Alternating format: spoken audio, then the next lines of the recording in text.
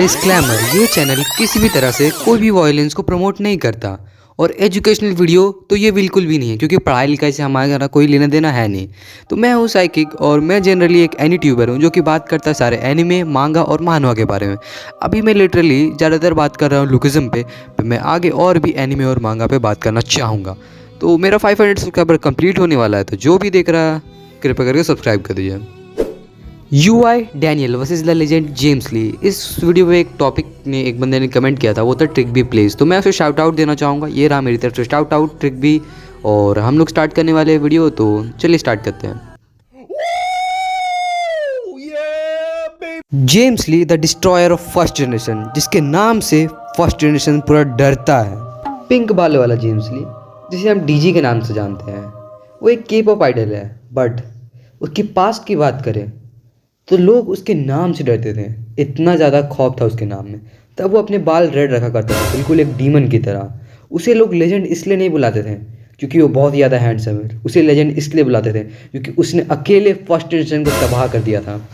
James ली इतना ज़्यादा खतरनाक था कि आप सोच सकते हैं कि उसे कलेक्टर भी कहा जाता था, क्योंकि वो उसने सारे फर्स्ट जनरेशन किंग के कोई ना कोई बॉडी पार्ट कलेक्ट किया। जैसे कि वो ताइसुमा से फाइट कर रहा था, ताइसुमा फर्स्ट जनरेशन किंग में अपने फिस्ट के लिए आता था। तो उसे हराने के बाद जेम्स ली ने उसे कहा कि तुम अपना मुझे हाथ दे दो ठाकुर।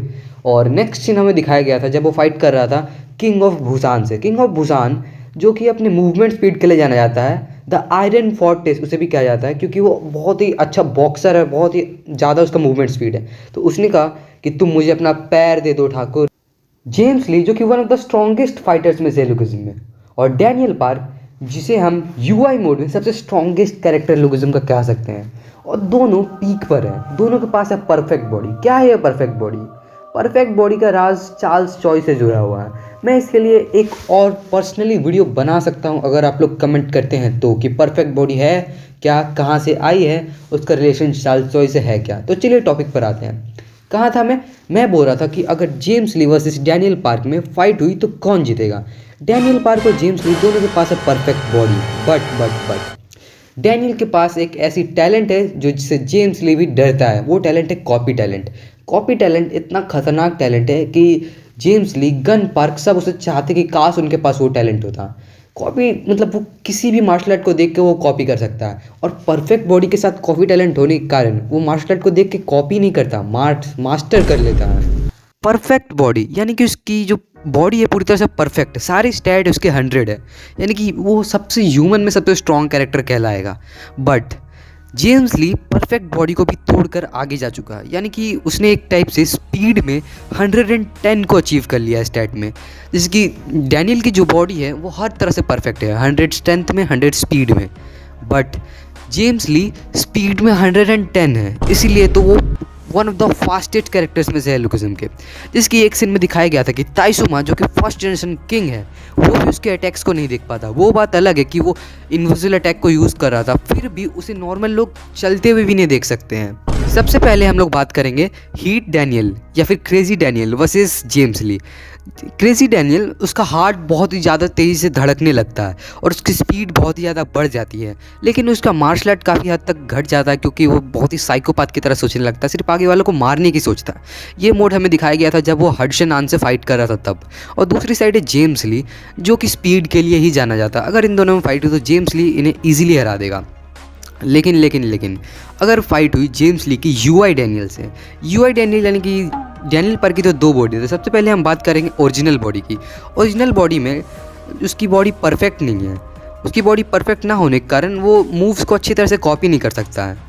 लेकिन जो परफेक्ट बॉडी है यानी कि सेकंड बॉडी, वो मूव्स को कॉपी कर सकता है और बहुत बड़े बड़े मार्शल आर्टिस्ट जैसे कि किंग ऑफ सियोल और गार्पियोंग के मूव्स को भी देख के कॉपी कर सकता है। तो आप सोच सकते हो कि क्या होगा अगर जेम्स ली से वो फाइट करेगा तो।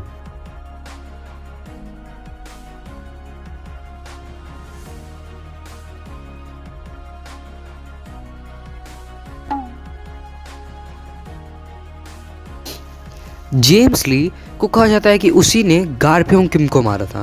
गारक्यूम किंग जो कि one of the strongest characters में से है, और जैसे कि हमें पता है कि कॉपी टैलेंट ये भी उसका आइडिया डैनियल के पास बहुत ही ज्यादा वर्सटैलिटी देता है। उसके पास भी एक परफेक्ट वो मतलब आपका ओपोनेंट को पता ही नहीं होगा कि आप कौन सी मार्शल आर्ट को यूज करने वाले हैं और आप उसी के मार्शल आर्ट को यूज करके उसे हरा सकते हैं। और परफेक्ट बॉडी होने के कारण आपका जो स्ट्रेंथ है वो भी बिल्कुल हाई लेवल पे होगा।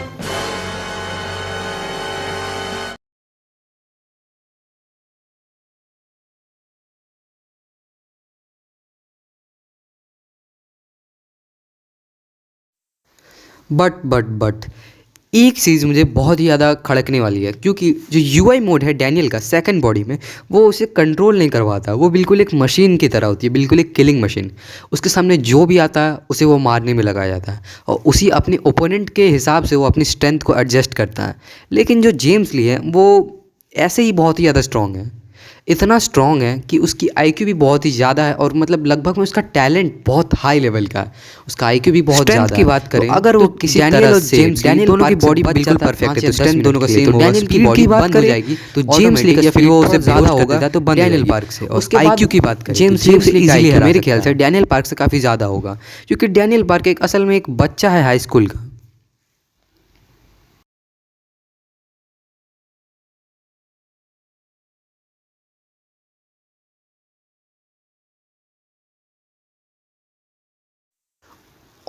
और अदर फैक्टर्स जैसे कि गैंग्स, फ्रेंड्स या इन्फ्लुएंस किसका ज़्यादा है, तो इन्फ्लुएंस की बात करें तो जेम्स ली का इन्फ्लुएंस इतना ज़्यादा था कि लोग उसके नाम से डरते हैं। डैनियल पार्क के काफ़ी सारे फ्रेंड्स हैं, काफ़ी सारे गैंग्स में उनकी जो कि एक तरह से जेम्स ली ही है सेकंड जनरेशन का, जैसे कि जेम्स ली के पास कोई कनेक्शन नहीं है, वो वन मैन सर्कल है, वो अकेला फाइट कर गया था, डर गया। तो अगर सोच सकते हो Daniel park first generation second generation को साथ में लाकर जेम्स ली से फाइट करे तो वो जीत जाएगा।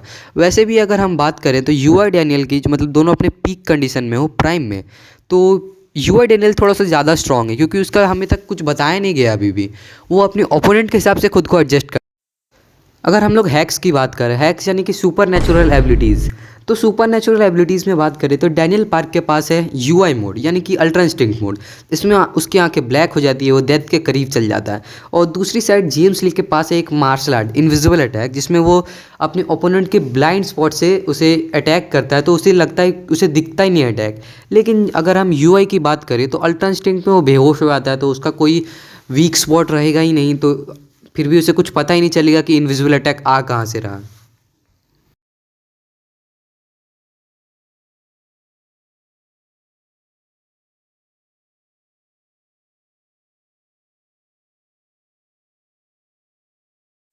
तो मैं बस यही कहना चाहूँगा कि जेम्स ली और यूआई डैनियल की फ़ाइट बहुत ही तगड़ी होने वाली है अगर हमें फ्यूचर में दिखाया जाएगा तो मैं हूँ साइकिक और आज की वीडियो के लिए बस इतना ही। और जो भी लोग देख रहे हैं ज़रूर से ज़रूर सब्सक्राइब कर दीजिए और वीडियो का लाइक है मैं 100 लाइक्स, और मेरा सब्सक्राइबर मैं चाहता हूँ कि फरवरी तक एंड तक आते आते 500 सब्सक्राइबर कंप्लीट हो जाए। जय हिंद, जय भारत।